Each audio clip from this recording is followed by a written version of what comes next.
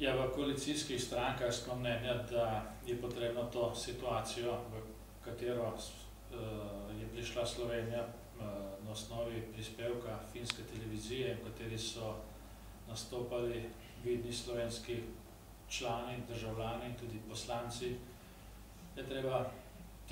to situacijo pojasniti, kajti v tej oddaji je bilo izrečenih zelo veliko laži, obtožb, podtikanj in menimo, da je v času, v katerem je Slovenija, to pa je predvolilni čas, potrebno te stvari hitro pojasniti. V koalicijskih strankah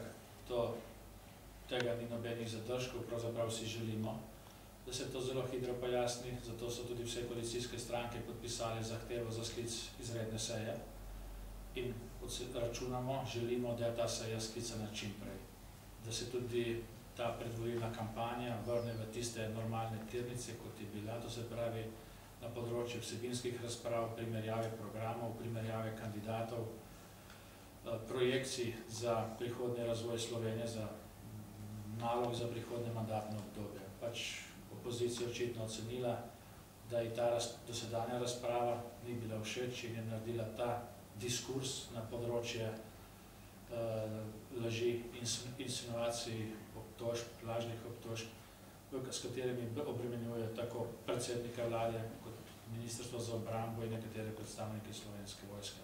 In tisti, ki so te trditve izrekli, so dolžni, da te dokaze tudi predložijo. In upamo, da jih bodo tudi na seji Državnega zbora predložili.